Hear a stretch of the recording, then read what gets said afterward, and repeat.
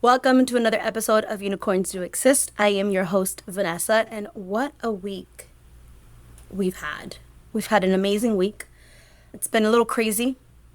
It's been a little crazy all around the world. My heart goes out to, I wish I could send more than just my heart, but Iran, all of the children were just buried out there, and that is just, I'm ashamed to say that I'm an American right now. I really am. I know we can do better. I know we will. But my heart as a mother does go out to all the mothers that had to bury their child, which I know it's wrong in every way, and no mother should ever have to endure that pain. Don't wish that on any mother, no matter where you're from. So, with that being said, I know the difference it makes to spread positivity in the world, and I know the difference it makes when you start focusing on what is good versus what's wrong by trying to find the best in every situation. And that's exactly what I want to do with this episode. I think I am a great example of not letting situations, people, negative things that life can throw your way determine your outcome, determine your life, determine how you show up every single day. Because like I said before, everyone has problems, everyone has issues, and everyone can just sit there and throw themselves a pity party if we really wanted to. But that does not make this world better. This does not benefit you or anyone around you. So, I wanted to talk about the power of a woman, a goddess. When you're in your feminine energy, when you're happy with yourself, when you have done the work, when you're showing up every day for you, whether it's at the gym, at work, mentally, physically, emotionally, you start to vibrate on a different frequency. You start to shine brighter than ever, simply because you start to fill your cup up. And when that happens, you are going to attract a lot of people, because bright women attract everybody. Women that are vibrating and shining and, just smell good, are good, just have this aura about themselves, attract a lot of people. Lovers, leeches, leaders, lostful souls. And that doesn't mean that they're allowed to be in your energy, in your bubble. Because a lot of people are going to want to come and see what it is that you're doing. And it's simply just working on you. Part of the people that you're going to attract are going to be men and women who want to stand next to your light, because a lot of them crave that. They want to stand next to your light. They want to be part of your light because they crave that. When you are being successful, when you are doing something powerful, people are going to want to come and say, oh, here, let me add this, let me add that, let me be part of this, let me be part of that. A lot of the times, this is when you have to protect yourself the most, because people like to latch on to light that they don't have. And then they see it, and then when you come around them, that light shines so bright, you're going to light something in them, and it's going to spark an idea. And then they're going to want to take more of that light. We all have someone that you come around and you're just like, oh, I feel drained after I hang out with them. And then we all have some friends that you come around and you're like, man, I just feel recharged. I have all they's ideas, because they're feeding off that energy. And this episode is for women who forgot. And some of us, after shining so much for others, we forget that we are the blessing. Women forget that we are the blessing. They are lucky to have us. They are lucky to be around us. So if you forgot, let me remind you, you are not too far gone. The light is within you, and we're going to find it right now. Because I was in that same exact position. I've went through this time and time again. And I'm learning how to protect that light now more than ever. Especially when you have to refill your light over and over again. When I met my ex, I had been single for like 2 years. Dating here and there, meeting people type of thing. But I was happy with me. I was single and I was happy to be single. I was single and I was enjoying being single. And that is when you find them. So right now that I am enjoying being single, I'm very picky of who, I'm not going to say I'm picky, because I don't think I'm super picky. I think I'm just more of cautious about, wait, is this at risk of my light being sucked away? Because like I said, I've I've been there before. So at the time, I think I was 27. I had been working on myself for 2 years. I had started the car business. I was doing things that people in the car business don't do, especially within a year of joining the car business. Not even, I think I had joined the car business maybe 4 months prior to meeting them.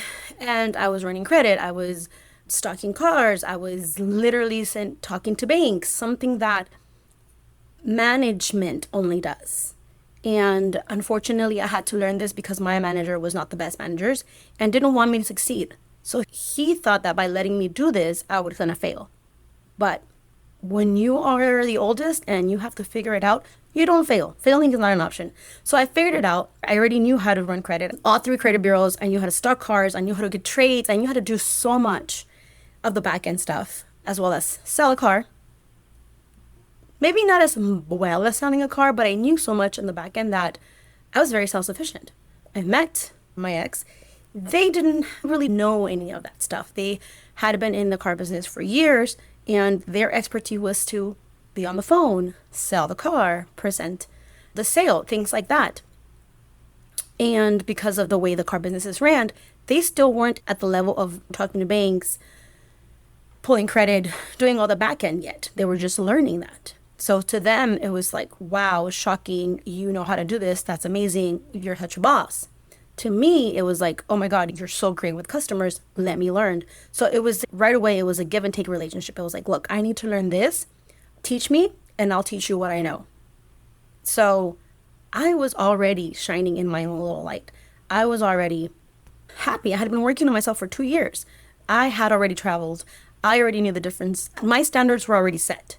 Like, I knew the difference between good tequila and cheap tequila. Not just because someone raps about it doesn't make it good. I'm talking about Patron right here. So many people rapped about Patron in the 2000s, and it was just like, it still is the crappiest, one of the crappiest tequilas out there.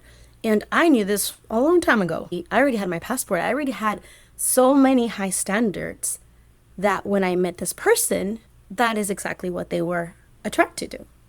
It was my persona, who I was. A lot of women out there are very, very well off, are very, very well educated, are very family oriented, and have so many amazing qualities that when they find a high valued man, for example, or just a man with money, the man automatically thinks like he has so much to give just because they have money. And it's not the money itself. Not only that, think about it. Why, if he was so well off and he was such a high value man, obviously he's going to be attracted to you because he sees something there in you, in your light, in your power. And I know so many women that have their own jobs, are just killing it out there, and they meet someone and that person is like, oh, I love how you're so powerful and so such a go-getter and you're the life of the party. And then that's what they want to date you. And then you start dating them, and then they start to, oh, well, maybe you should stop working, or maybe I should take care of you, or maybe this, or maybe that. And little by little, they start to try to trap that light of yours. They try to keep it in a box. And without oxygen, the light's going to go out. And then they want to say, oh, well, look at you. You're not the same anymore. You're not this anymore. You're not that. Well, because you stopped doing everything that made you you. Because little by little, you stop. For example, me. I stopped doing all the things that made me me. That made my shine brighter. Granted, it's never right off the bat. First is one thing, then another, then maybe you should have a baby. Maybe you should do this. Maybe you should stay home. Maybe you shouldn't go back to work. I am an extrovert. I need people to be able to recharge myself. And so those little things started dimming my light. At the same time, I was also just recovering from giving birth. So all these things come together, and then they blame you for you not shining as bright. And so they're like, well, I'm not attracted to you anymore. You're not the same person. Well, no, you little by little poked away at that person. But anyway, I'm getting ahead of myself. I've always been a high-spirited woman. I meet people nowadays, they're like, dude, you're so cool. Thank you. I know. I'm back. My sisters, they're high-spirited women. My mother, we definitely got this from her.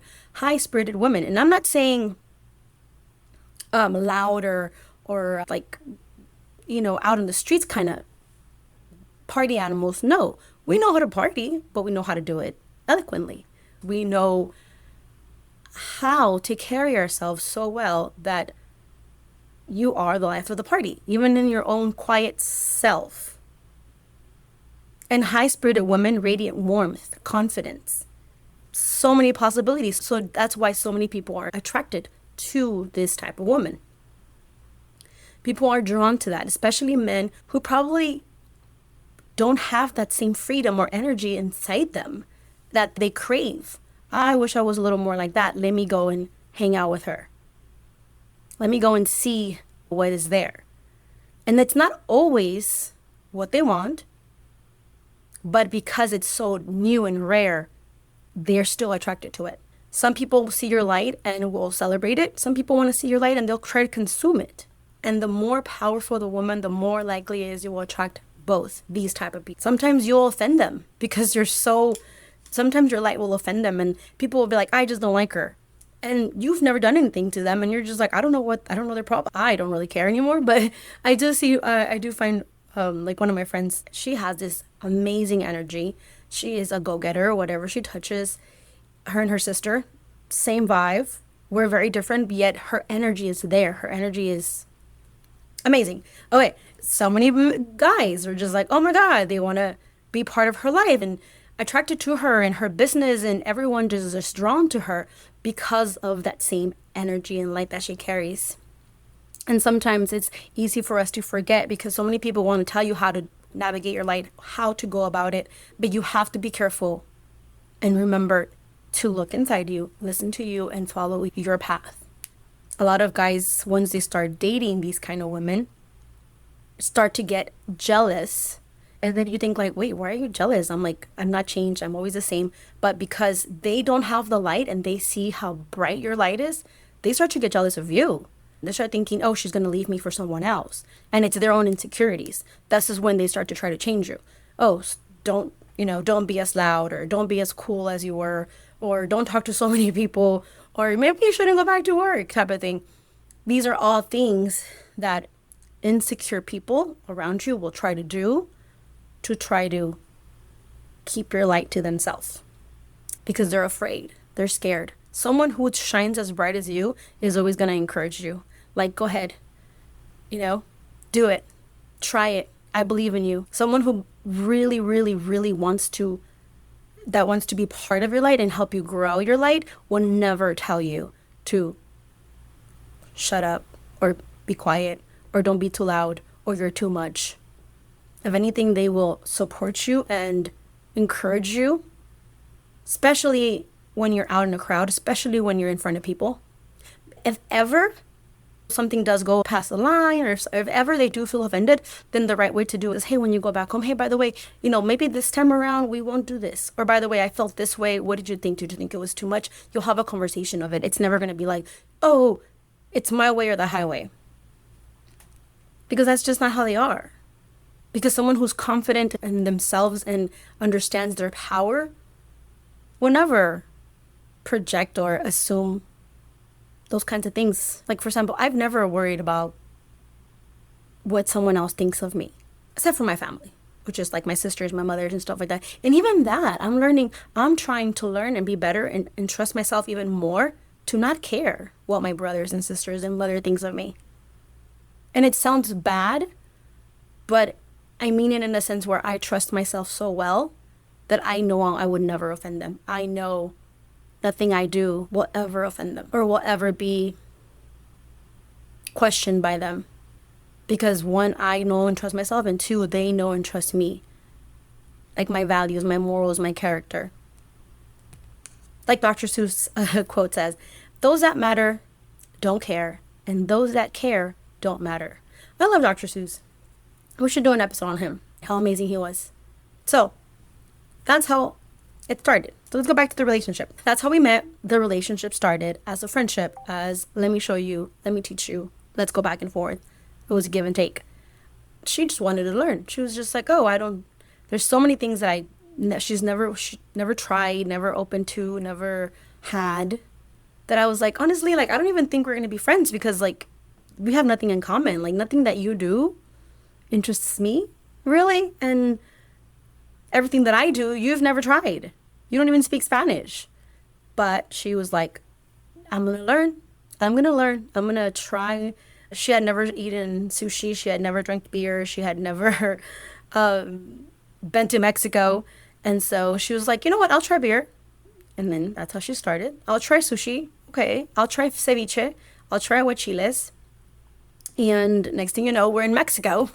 And we've been hanging out for so long because she was just learning and taking, which by all means, she also gave me a lot back in the beginning of the relationship, such as she's always been very positive, like such a go-getter, taught me how to not question myself so much, how to love my body for itself, how to love and be okay with having fun days.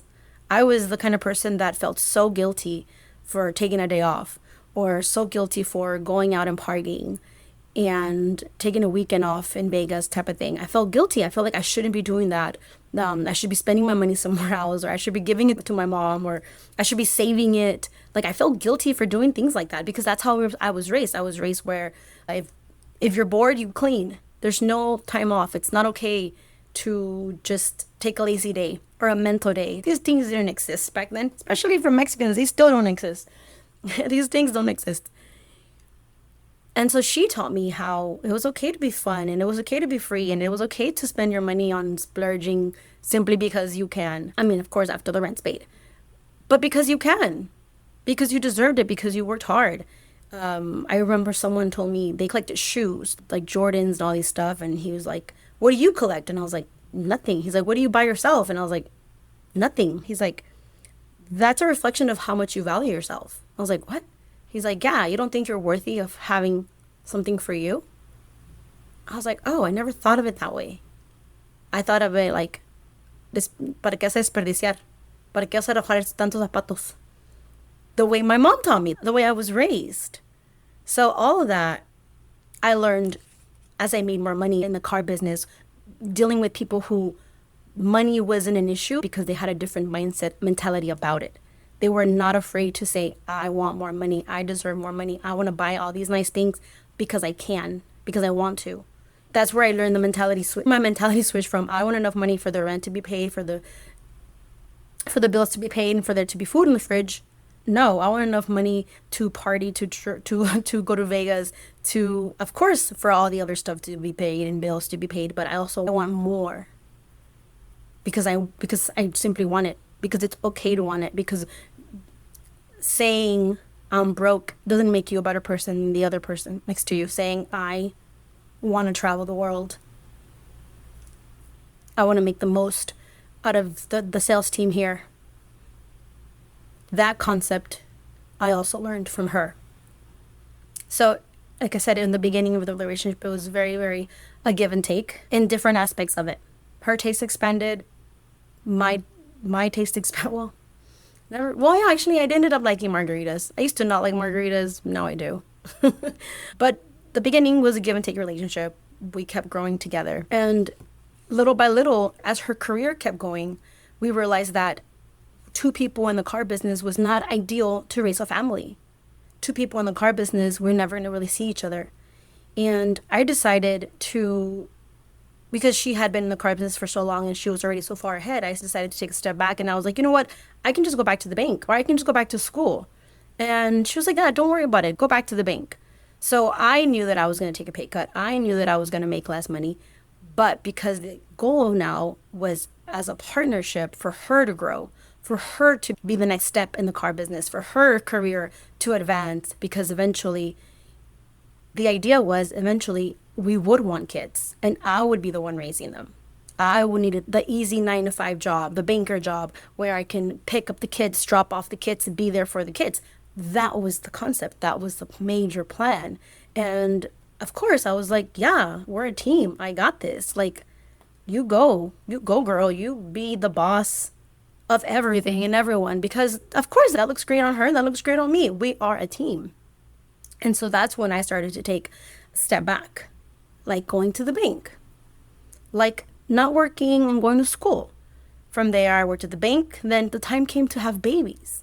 Who was going to have the baby? Of course, me. She could. It made sense. At the same time, I honestly didn't want to deal with a pregnant lady. I'm not gonna sugarcoat that. I don't think I want to deal with a pregnant woman. I don't. You never know what you're going to get. I don't think I was that bad, but then again, I was pregnant, so I don't know. But I just knew myself that I couldn't deal with a pregnant woman. I'm a crybaby in the relationship, so that was easy. Then the baby came, and I've always wanted to go back to work. I love work. I love being busy. I love being self-sufficient. But in love and in this relationship, when they said, stay home, raise our child, you got this, in my mind, I was like, you know what, you're right, I do got this. Because no matter what I do, I'm going to be great at it. Especially when it comes to being a mom. I have an amazing role model. My mother is an exceptional mother when it comes to the household. I mean, there's still things that I'm like, I don't even know if I'm ever going to get to learn the way she cooks. Like, she's an exceptional homemaker that I, till this day, don't know if I'm ever going to be able to top that. Probably not. But I'm trying. I'm learning. And we're getting there. So, yes, of course, I said yes because it seemed ideal. Even though deep down in my heart, I was like, I don't know how long I'll be able to do this, though. Like, in my heart, I knew that. I know I can be a stay-at-home mom. I just don't know how long I can do it. And in my mind, I was like, well, as soon as he's like 3 or 4 and goes into school, then I can get a job again. He's only 2, so I still have that mindset. Maybe. We'll see. Actually, no. Nowadays, I believe that because of the company that I am working with, I probably will never have to go back to work. I will do things that are enjoyable for me, like the podcast. But like a 9 to 5, yeah, I don't think that's me. That's not for me anymore. So I stayed home, decided to take a backseat, decided to encourage and support everything that she did.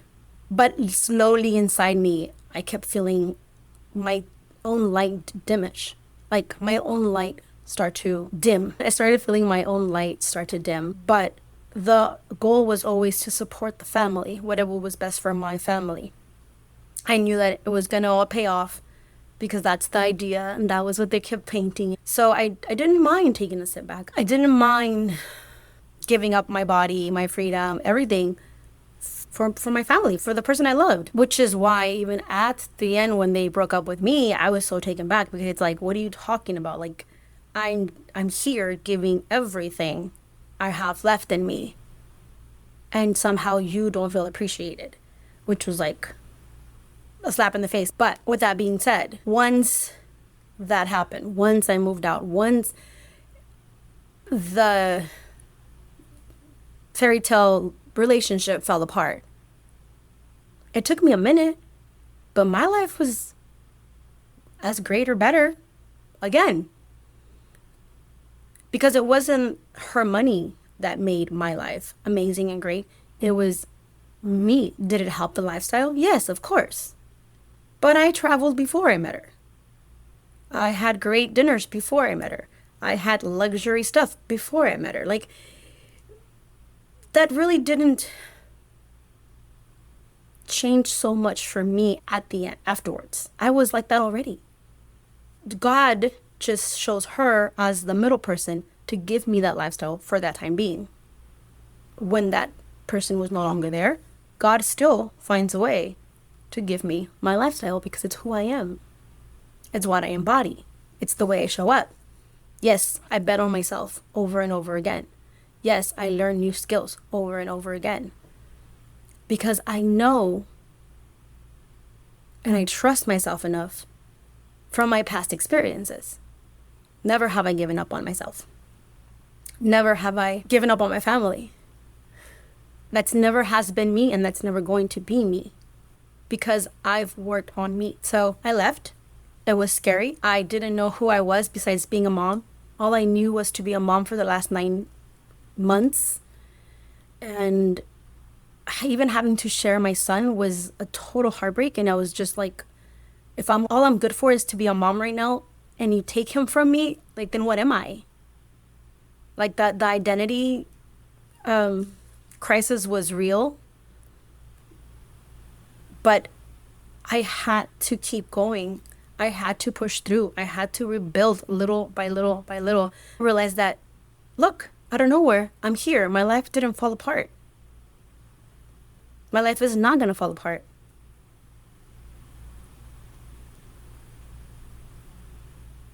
And that's also when I realized that I didn't lose my life when I left. I got it back. So if you're in a place where you feel powerless, where you feel like your light is dimming little by little because you keep giving up parts of yourself to someone who maybe is not appreciating you enough, you're not powerless, you're just exhausted from carrying everyone. You didn't get lucky by finding someone that makes a lot of money, or if that's all it is, all they're good at is making money, then you better understand that that's all they're good at. And they also better understand that that's all they're good at. They're good at making money. And like my grandpa said, cualquier burro puede trabajar. Cualquier burro puede ganar dinero. Anybody can make money. But the luck that the family has, the luck that you bring into their life, is not from them. It's from you. You are the luck. You are the positive energy that helps that grow. My sister was just telling me about her college friend. She got married to this guy, and before she got married to him, he did construction, I believe. He did construction. She went to college, very well educated woman, and she fell in love with this guy, and she's like, okay, cool, like, I love you, but this is what we're gonna do. You're gonna take your contractor license, you're gonna go to school, help them, guide him. Now he makes way more. He is very well off. But she was the driving force behind him. A good woman will always make you better.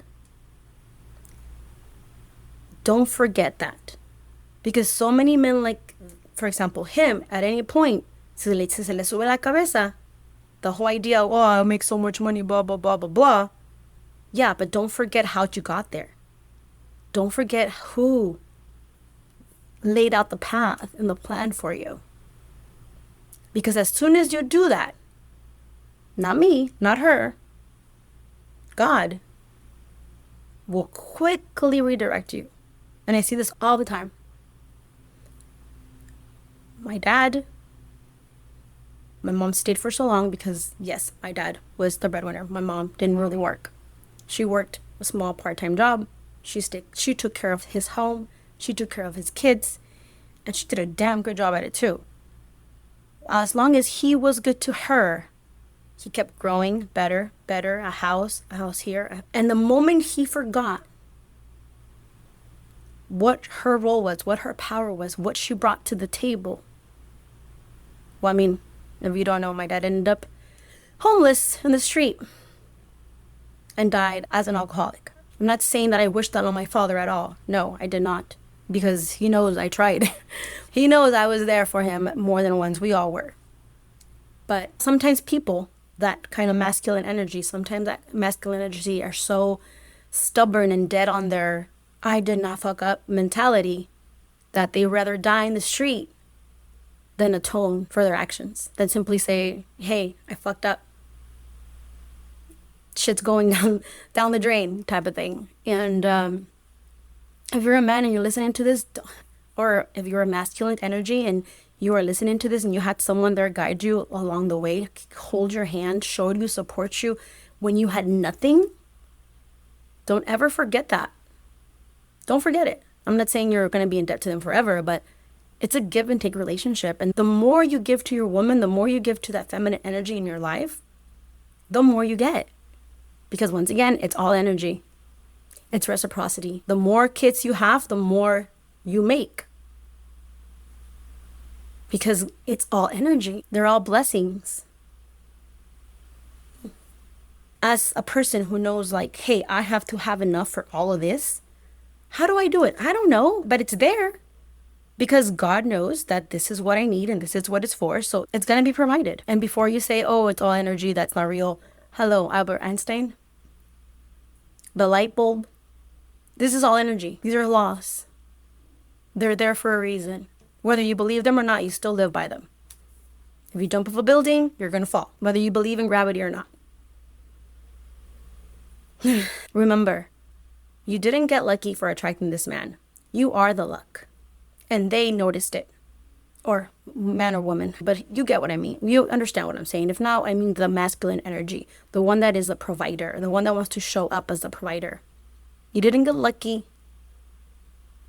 They got lucky with you. As a woman, you don't need to apologize. And I'm learning this too, because after rebuilding yourself, you get, you just start to apologize way too much. So you don't need to apologize for being loud or soft when you want to. You don't need to apologize for being feminine. You don't need to apologize for being high maintenance. And yes, I am high maintenance. Because the man that I want, or the person that I want, the person that I want to attract in my life is someone that can deal with the high maintenance woman. And trust me, they will not complain about that. They will be more than happy to provide.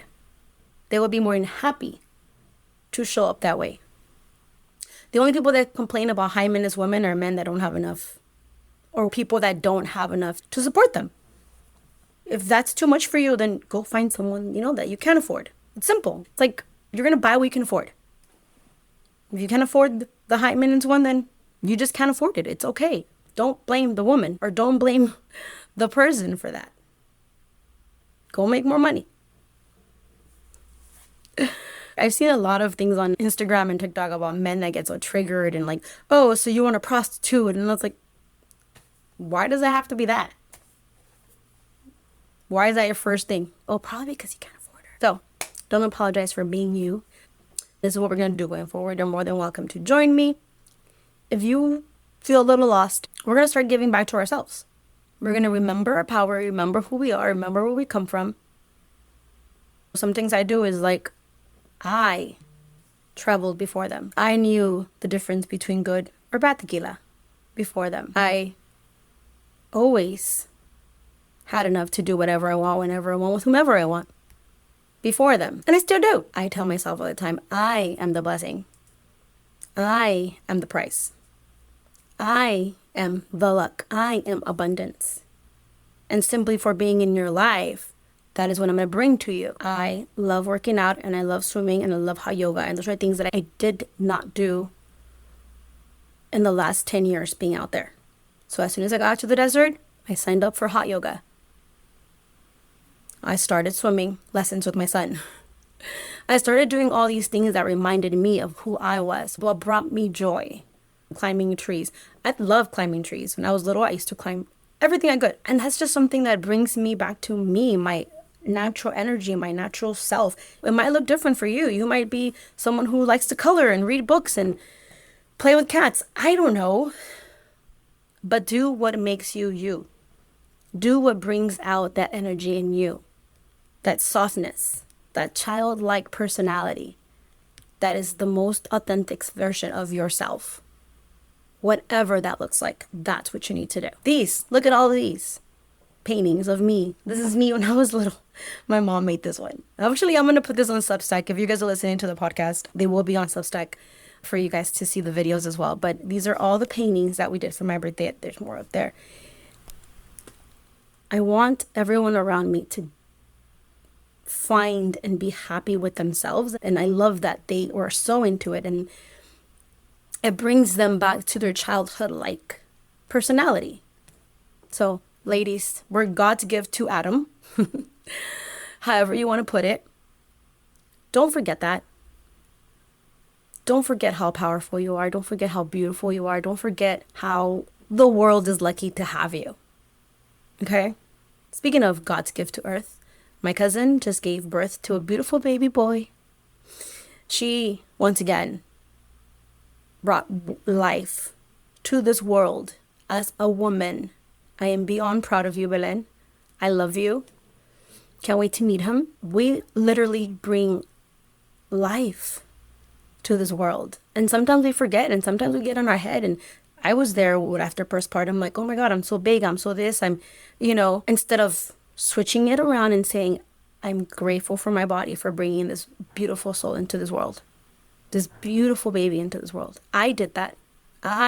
No one else could do that. I did it. Love on your woman if you have one. Appreciate your woman if you have one. Or your mother, sister, whoever's out there. Because women really are God's gift to earth. So, if you're here to the end, thank you again for staying with me. Thank you for tuning in and hearing me every Thursday. And remember, unicorns do exist. You're listening to one. Bye.